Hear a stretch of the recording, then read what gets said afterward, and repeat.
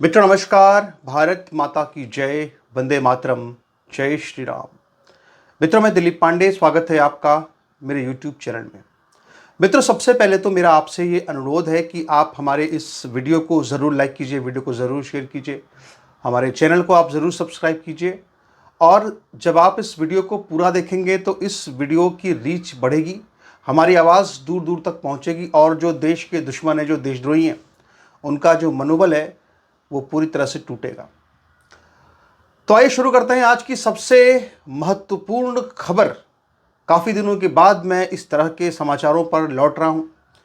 लगातार आप देख रहे हैं पूरे देश के अंदर सिर्फ यूजीसी की बात हो रही है और इस मामले में जनभावनाएं इतनी प्रबल हैं कि इस समाचार से हटने का कोई मतलब नहीं है। लेकिन मैं चाहता हूं कि आपको उन खबरों के बारे में बताऊं जो इस्लामी मुल्क की हकीकत को पूरी दुनिया के सामने बेपर्दा करती है। तो जो समाचार मित्रों हैं वो अफगानिस्तान से आ रहा है। अफगानिस्तान जिसके जहां पे इस वक्त एक बड़ा हमला हुआ है और उस बड़े हमले में इतने लोग मारे गए हैं कि जो कब्रें खोदी जा रही हैं, कब्रों को खोदने के लिए जेसीबी का इस्तेमाल किया जा रहा है। अफगानिस्तान के दो बड़े ज़िले हैं, या उनको हम प्रांत कहें उनकी भाषा में। एक तो वहाँ का पक्तिका ज़िला है और दूसरा वहाँ का ज़िला है नांगरहार। तो इन दोनों ज़िलों में बड़ी एयर स्ट्राइक हुई है और ये एयर स्ट्राइक वहाँ पर की है पाकिस्तान ने। और इस एयर स्ट्राइक में बड़ी संख्या में जो लोग हैं वो मारे गए हैं। अब पाकिस्तान ये कह रहा है कि हमने आतंकवादियों को मारा है, 80 से ज़्यादा आतंकवादियों को मार दिया है, ऐसा पाकिस्तान कह रहा है। जबकि अफगानिस्तान ये कह रहा है कि उनके तो 16 नागरिक मारे गए हैं। पाकिस्तान का आरोप है कि इन दोनों ही जगहों से लगातार उन पर हमले हो रहे थे। उसका दावा है कि यहाँ पर उसने 7 जो टीटीपी के कैंप्स थे वहाँ पर हमला किया है। और ये जो हमला हुआ, इस हमले के पहले पाकिस्तान के अंदर एक बड़ा हमला हुआ।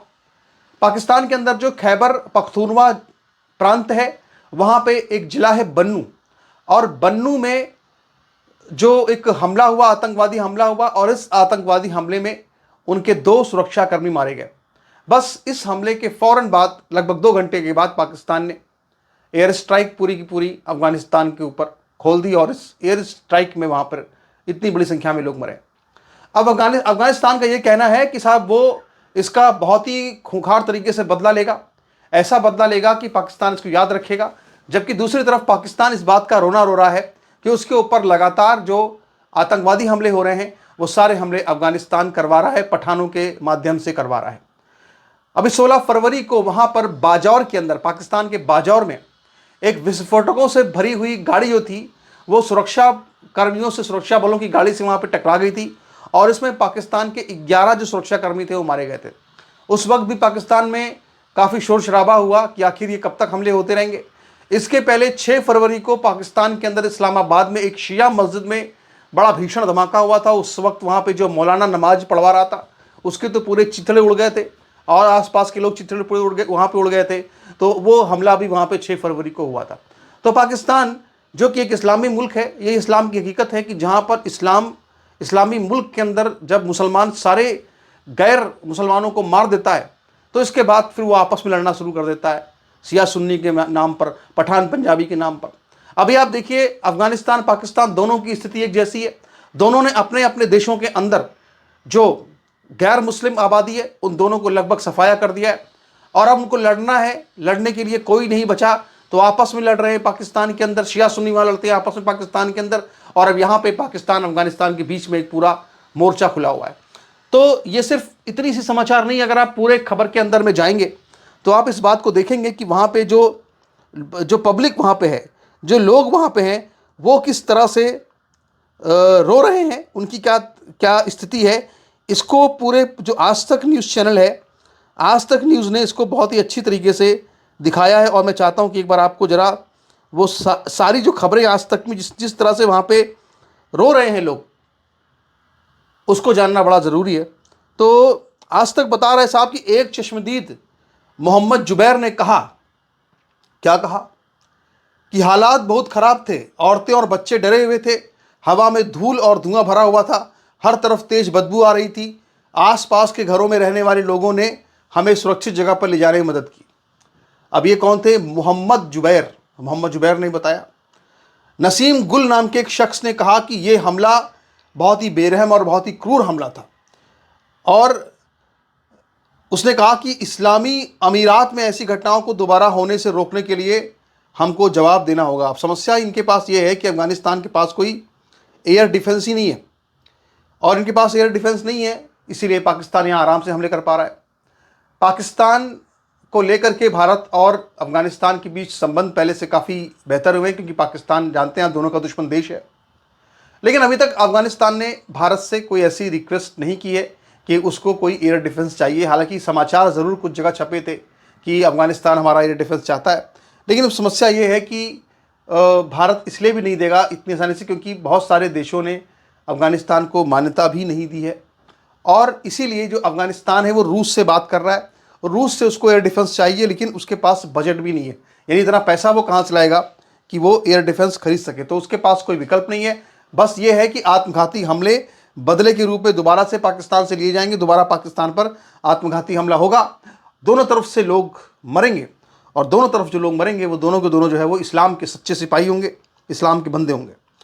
तो अफ़गानिस्तान के पक्तिका में जो हमला हुआ उसके बारे में बताया जा रहा है कि पक्तिका में जिस परिवार के घर पर बमबारी हुई उसके एक सदस्य अब्दुल्ला जान ने कहा, क्या कहा अब्दुल्ला जान ने, कि कल आधी रात को एयरक्राफ्ट आया और इस जगह पर बमबारी की। घर खाली था, घर के अंदर कोई नहीं था।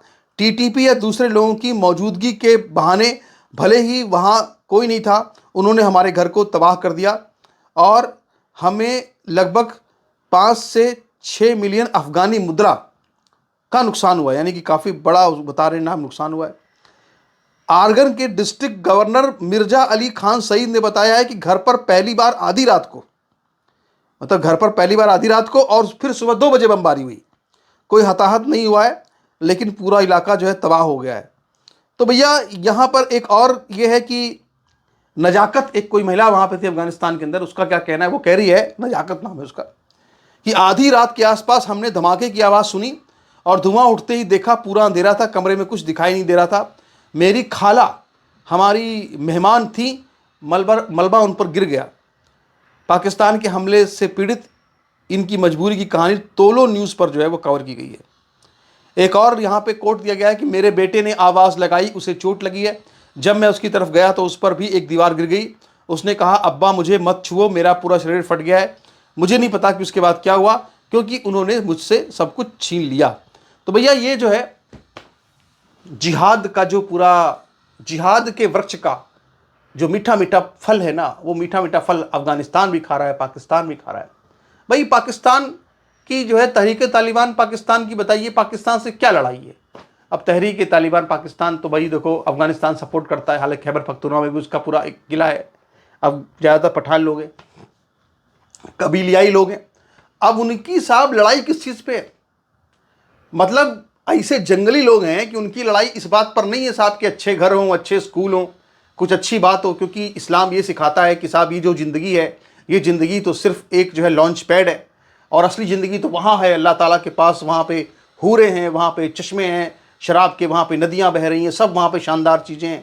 तो इसीलिए जो मुसलमान है वो कभी भी इस तरह की लड़ाई नहीं लड़ता कि सड़कें अच्छी हो जाएं, ठीक है, अच्छा काम हो, कुछ विकास हो, इस सब किस्से से कोई मतलब नहीं होता। वो देखता है साहब कि ऊपर जो जन्नत में सब चीज़ें हैं वो कैसे हासिल होंगी, तो उसके लिए क्या है कि इस्लाम की स्थापना करो, है कुरान को नाफिज करो। तो ये जो तहरीक तालिबान पाकिस्तान है, ये इतने सारे हमले लगातार पाकिस्तान पर सिर्फ इसलिए कर रहा है क्योंकि वो चाहता है कि पाकिस्तान के अंदर इस्लाम का निज़ाम आ जाए। और दूसरी तरफ गजब की बात देखिए क्या है कि पाकिस्तान की सरकार कहती है कि हमसे बड़ा कोई इस्लामी मुल्क नहीं, हमारे यहाँ इस्लामी निज़ाम है। इवन यहाँ तक कि वहाँ स्थिति ये है कि साहब सुप्रीम कोर्ट और पाकिस्तान के ऊपर एक पूरी कमेटी है, पूरा गिरोह बैठता है मौलानाओं का, और वो गिरोह बैठ करके जो सुप्रीम कोर्ट से कोई ऑर्डर पास होता है या संसद से वहाँ पाकिस्तान की कोई ऑर्डर पास होता है, कोई कानून पास होता है, तो बैठ करके वो जो मौलाना सारे ये जोड़ते हैं कि कहीं इसमें कुछ भी जो है वो इस्लाम के खिलाफ तो नहीं है, जिहाद के खिलाफ तो नहीं है, कुरान के खिलाफ तो नहीं है, अल्लाह रसूल के खिलाफ तो नहीं है। और जब वो सारा कुछ जो है खोज लेते हैं और कहते हैं इसमें ऐसा कुछ भी नहीं है, तो वो अपनी उस पर मुहर लगाते हैं, तब जाके वहाँ पे कोई कानून पास होता है, तब जाके वहाँ पे कोई जो है ऑर्डर पास होता है। इतनी सब वहाँ व्यवस्थाएं बना रखी हैं जिन्ना के मुल्क में, लेकिन इसके बाद भी जो तहरीक तालिबान पाकिस्तान है वो इसलिए पाकिस्तान पर लगातार हमले करता है क्योंकि वो ये कहता है कि यहाँ की जो खातूनें हैं ना, ये खातूनें यहाँ पर बुर्का नहीं पहनती, ये खातूनें यहाँ पर ऐसे ही घूमती रहती हैं, खातूनें यहाँ पर टिकटॉक बनाती रहती हैं, वीडियो बनाती रहती हैं, वो पर्दा नहीं करती। वो चाहते हैं कि तोलो न्यूज़ की तरह जैसे वहाँ पे एंकर आती है तो बिल्कुल बैठती है बुर्का उर्का पहन के, उस तरह से बैठे। तो मतलब कुल मिलाकर के आप ये समझिए कि पहले से ये लोग जाहिल थे और जिहाद ने इनको और जाहिल बना दिया और बेकार बना दिया। और मुझे जान करके हैरानी होती है कि सभ्यता का पतन कैसे होता है कि पाकिस्तान के अंदर जो स्वात वैली है, जहाँ पर कि पठानों का गढ़ है, आज आपको मैं बताऊं कि वो स्वात वैली जो है वहीं पर पाणिनि का जन्म हुआ था। पाणिनि कौन? संस्कृत व्याकरण के रचयिता। सोचिए, मतलब पाणिनि का जन्म जो है वो पाकिस्तान के स्वात प्रांत में हुआ था। जो संस्कृत व्याकरण के रचयिता थे वो भी पठान थे, मतलब कहने का मतलब वो भी उस समय के पठान थे, पख्तून थे। तो अभी आप ये सोचिए कि कहाँ से कहाँ पाकिस्तान पहुँच गया। जब भारतीय संस्कृति थी तो पाकिस्तान कैसा था, और आज जब वहाँ पर जिहाद की संस्कृति फल फूल रही है तो पाकिस्तान किस तरह गर्त में जा रहा है, ये सब किसी से छुपा नहीं है। हमारा तो मित्रों कर्तव्य है कि आपको हम बताते रहे कि किस तरह से वहाँ पे रक्तपात खून खराबा चल रहा है। वो हमारा पूरा कर्तव्य है, वो हम हमेशा निभाते हैं। तो आपकी इस पर क्या विचार है, आप इस पर क्या सोचते हैं, ज़रूर टिप्पणी कीजिए अपनी। नमस्कार, धन्यवाद।